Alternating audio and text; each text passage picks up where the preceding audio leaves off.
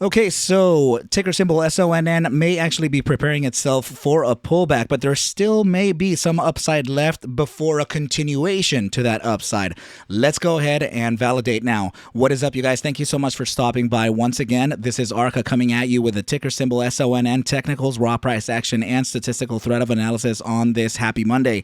Before we get started, please make sure to subscribe to the channel, like the video, and share the video with a friend so that you and them could consider joining our trading community in Discord called ARCa Bulls. With that said, let's dive right into the charts. Okay, you guys, so we are looking at SONN on the buy daily chart, and if you remember correctly, this is the statistical backtest that we actually performed of volatility versus momentum. So anytime that volatility has expanded into the critical zone, which is the 90 percentile, and started a contraction phase towards the downside, paired with stochastic momentum with that upside pivot, I have taken iteration, okay? I have taken note of every iteration where that has happened.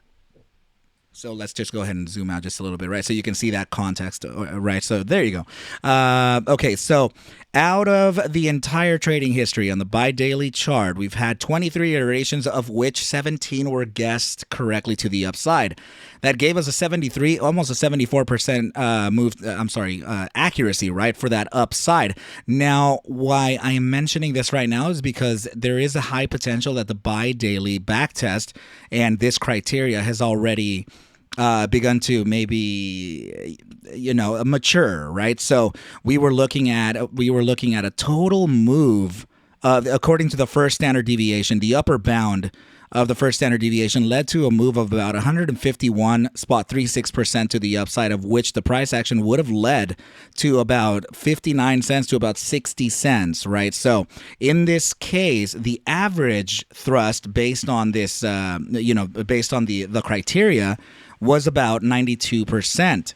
Okay, and you can see here actually that the price action made upon firing of the signal, you can see that the price action made to this top side about 130% to the upside, which is fair. It's pretty fair considering that we didn't get the 151, considering that we moved significantly over, 40% over the 92% average, right? So that's not to say that it's over for SONN. It's only to say that it's going to face a pullback, and that could be a very good thing for regathering some bulls that feel bullish on the asset, right? So this thing can continue to the upside. Let's move on to the next chart and see what we have, okay? So I would like for you to keep in mind a target, right? So a particular target here. So the 1.618 is leading to about 36 cents. Right, so that target is very important, okay? So this range here, which is actually the wick low of this candle here on May 25th, right? So that's the range low of this entire 4-hour candle. And it's also the golden mean, the 1.618, right? So I just want you to keep in mind this range here. It's 36 cents pretty much, right? 36.53, 36 cents, whatever it is. Okay, so the reason why I'm saying this is because there could be some type of retracement to that level as far as maybe even a wick. But I'm not saying that it's going to happen immediately. I'm just saying that if we do fail this point here, this is our inflection point, okay? So this is what we can call the invalidation zone, okay? So we're just going to go ahead and kind of mark it off right here and just name it the invalidation zone, right? So that everyone is in the same page, right? So we'll leave it here just so that we know that if we start closing 4-hour candles below this area here, then very likely the price action can continue to the downside, right? But I don't see that really happening. There is a lot of good news happening, fundamentally speaking, and also the sentiment behind ticker symbol SONN is pretty strong, right? So what I did find here is actually a descending channel. And descending channels are known to be a bullish reversal formation.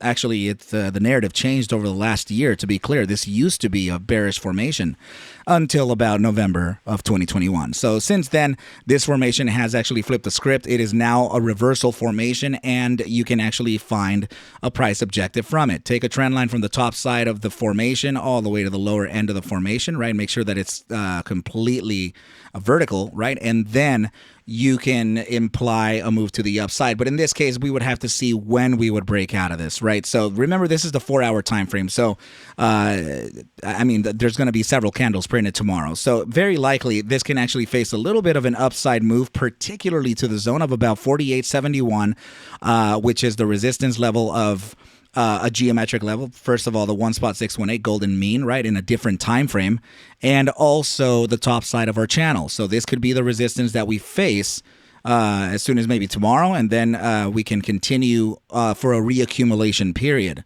Okay, so remember that this is not to say that it's gonna happen. I'm just telling you that it's when you have declining volume like this. So this is, I'm going to show you a bearish divergence. Okay, so let me just put this down like this. Okay, you see this volume profile, right? You see how it's declining volume, and with that declining volume, we have inclining price. That's actually a bearish divergence. Okay, so that means that the bulls have grown temporarily exhausted, and we have matured the upside, which just so happens to land with a statistical backside too. Back test too, right? So yeah, in this case, we can expect a potential retracement, but I see a little bit of an upside coming in the immediate short-term time frame before we can face that resistance, and then start looking at a potential here. So this is just, remember that we need at least 2 touches of the support from the channel in order for us to validate that we're within that channel in the first place. We only have 1. Right, so if the price action does continue on to the downside here, then we could see, it's a 4-hour. So we're looking at maybe 2 days of reaccumulation here, and then it could, potentially reach the zone of about anywhere between 40 cents to around 38 cents at the 2 fib. Right, so let's continue on the analysis and see what else we have, okay? Because there's still, I actually do have, wait. There's actually good news within this chart too. Okay, so please notice here that, by the way, the EMA 55 would pretty much land at that support level where we're talking about, right, for the downside. But this is a very good thing. Why? Because take a look at this. This moving average here, the purple line, and this cyan line, or the teal green line, that is the SMA 50 versus the SMA 200, and they're getting very close. Okay, so what that means is that on, at least on the 4-hour, we're about to get a golden cross, right? So golden crosses are usually they're usually looked at, right? And first of all, just know that its younger brother, or the not as powerful younger brother, is the silver cross, which is the cross of the EMA 50 over the EMA 20, or the EMA 55 or the EMA 21. So you'll hear it in several forms, right? So depending on who believes in it, right? So yeah, what we're getting ready to make a pretty bullish cross of that the SMA 50 over the SMA 200, which then price action would eventually kind of gravitate towards down those moving averages and really use them as a catapult or as a spring, right? So that would be the reaccumulation for a huge upside thrust. This is we're looking at huge price moves here, right? So this thing has been going on and on and on and on. It's going to take a breather at some point, you guys. So we're still we're still in the process of clearing this 4-hour gap here. There's several factors in the way. So let's continue on the analysis, trying to make this as fast as possible. Okay, so here we go. Remember the target that I actually showed you, right? Coming back down to that zone to where the SMA 200, SMA 50 is, maybe around where the EMA 55 is located, the 1.618 located at 36 cents, and then the top side of that resistance per this candle low at 36.53. Take a look at my algorithm here, suggesting a mean reversion, since volatility is already in critical, and we still, by the way, we still have an upside pivot here. Okay, so this is why I'm saying we could still see an upside, right? So I think that maybe the 3-day time frame may be a little too large for us to look at, right? Because that is suggesting a top side of 60 cents. But if we are to mean revert, it meaning that this thing gets to a critical expansive level and then just or overbought level and just starts turning around, then that bottom side looks like it would be 36.49, right? Let me get it right in the middle, 36.61. So matching that that manual level that we already had, and also the geometric level per the Fibs, the Fibonacci retracement, right? So that's another time frame suggesting that 36-cent bottom. Okay, so it's usually it's likely. It happens often, guys. It happens often when we actually break upside of the mean, and then we get a mean reversion to test that as support before a continuation onto the upside. Okay, so it is kind of a natural ebb and flow here, and by all means, it is not over. So now go ahead and take a look at the daily time frame reversion. Okay, so you can see here that we have broken outside of the mean band. First of all, we have reclaimed the Gaussian channel here. We have reclaimed it for the first time since February 7th. Okay, so we just reclaimed it, and we just broke inside of it, right? So we broke inside, retraced all the way back here, and tested that bottom side of it. Then we reclaimed it, and we're now coming back to test that mean band. Okay, so it's very likely that we can get a move down to that side. Now take a look at this. Okay, there could be a bottom side here that's matching the other target we were talking about 40 cents, the SMA 10 and the mean band at 40 cents right over here. That's the 40 cents that we were looking at within the channel right at the bottom. I'm going to show you right over here. Check out the 2.272 at 39.91, 40 cents. Okay, meaning that it could be right with the EMA 55. Okay, you guys, so that's also rhyming too. So that there's a higher target to also look at. Right, so just in case, don't start like panicking or anything like that. But also keep in mind that the bottom, just in case, the bottom side of the Gaussian channel is also matching that 36-cent target. This is 35.61, right? So just keep it in mind, okay, you guys. We have to just practice as much as we can. So now, in the monthly time frame, this is another reason we could see that 36-cent bottom. We already created this huge candle, right? This is the validation candle. The following candle, which by the way is going to close in 24 days. We just started this new monthly candle, and remember I said closing above anywhere above the 36.49 area would be a bullish statement for ticker symbol SONN.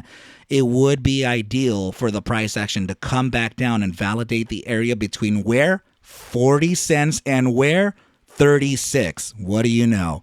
Well, literally literally the opening of this candle and the range high of this monthly candle, the two very targets that we're taking a look at, right, guys? Don't panic. Things happen.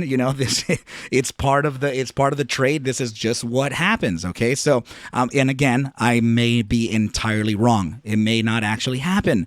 Right? Maybe ARCa sucks, and maybe it just continues going to the moon. Who knows? Right? But I'm just giving you what the charts are saying. Okay, you guys. So it looks like the 30-minute immediate short-term time frame, just to finish off this analysis here, it looks like the 30-minute immediate short-term time frame looks like it could be finding a little bit of support from that SMA 14 for that short-term upside that we're looking for, right? We broke upside of that. We broke outside of the SMA 14. We came back and validated another validation point, potential bounce to the upside forever. I'm talking about for a very short-term period, then continue on to the downside. After all, we are creating these lower high structures and lower low, right? So we'll go ahead and continue viewing this. Now, moving up to the bi-hourly time frame, you can see that we're using that SMA 14 as a resistance level, and now we're in the gravitational zone of the bull weakness percentile. Very likely for us to find a little bit of a downside here too. Okay, so now as these time frames, starting from the bi-hourly into the 4-hour, start to pivot towards the downside, the shorter time frames will then start bleeding into the larger time frames. Okay, so now notice that the 6-hour time frame does have a downside pivot with both the SMA 14 and the signal line it's also in the gravitational zone of the bull strength percentile. Very likely for this thing to get pulled. Okay, so now the 8-hour time frame, I don't like these little pivots. I never like these little pivots because they often fail, right? Look at this right here. It had a pivot, failed. Then it had a pivot right here, failed. All right, so that's usually what happens with these little pivots. It's entirely okay. What we should be looking out for is the upper term time frames to see if there's any support coming up. Okay, so now as far as the daily time frame to the bi-daily is what I'm looking for. Okay, but the daily time frame looks very strong, to be honest with you. Okay, so yes, we have the downside pivot on pretty much all of the time frames, including the 12-hour time frame, which could mean that we're going to be reaccumulating for the next 2 to 3 days. And then maybe by around Friday or something, we can get an upside continuation, Thursday or Friday, right? So now notice that the daily time frame also has that downside. This is the one that I'm telling you that I'm focusing on. Why am I focusing on this one? Well, two very important things. Notice the SMA 14 located in the gravitational zone of the bull weakness percentile. Also notice that the signal line from the RSI is on a downward pivot, right? So that means that we could potentially find that support from not only the SMA 14, but also from the gravitational zone of the bull weakness percentile and find a bounce to the upside. Yet, and then in that moment, we would actually reset a lot of things, and then we would be starting an upside from the bullish control zone. So that would be highly ideal for us to get. And then in this case, you'll get a lot more bulls and many more buyers, because we're not technically in the oversold or overextended area. Lots of bulls look to enter, usually within this zone here. Okay, you guys. So, and now, of course, into the 5-day time frame, this is very much waiting for us to kind of determine that upside. But what I do have to tell you is that the 5-day time frame may be giving us a little hint to the future into the following week. And what is that? Well, please notice the SMA 14 with an upside pivot, and also notice that the RSI signal, although it has that little tiny kink to the downside, but remember, those tend to fail and they move up, right? So in this case, we are in the bullish control zone of the bear strength percentile. So this absolutely can face a gravitational pull right into the bear weakness percentile after the shorter time frames have settled what they need to settle. So we find that downside for the next couple days. We get that bounce from the daily time frame, which could be happening by tomorrow or even by tomorrow or the next day. And then when this daily time frame finds that support, it's going to pivot towards the upside. It's going to cascade into the 2-day time frame. Then it's going to cascade into the 3-day, and the 3-day into the 5. And guess what? The 5 will actually give us that, it'll realize that premonition, right? So, but just know, you guys, that this is just what the chart is saying. Anything that I do say can be invalidated with any type of catalyst, right? Whether it be negative by company specific or broader markets, okay? What I do know is that the broader markets are looking a little overextended right now. I did talk about a potential upside on the SPY to 429 today. We got that 429 and the retracement from it. I'm not sure that it's going to be the end of the upside, but I do think that there could still be an upside continuation because the Fed is due to speak about the rate hikes coming up soon. Okay, so that is another reason we should be looking out after everything that we're holding. Okay, you guys, remember first and foremost that I am not a financial advisor. Take whatever I do show and iterate within these videos as just a form of entertainment, as I cannot suggest for you to buy, sell, or hold any assets whatsoever. I need you to do your own due diligence and everything will be cool. Okay, you guys, but with that said, I wish you very well a very, very good night. My apologies for coming in late, but I've had a lot of technological issues and I think the system is running okay now. But with that said, I wish you well a very, very good night, and I will catch you at the bell mañana. Adios.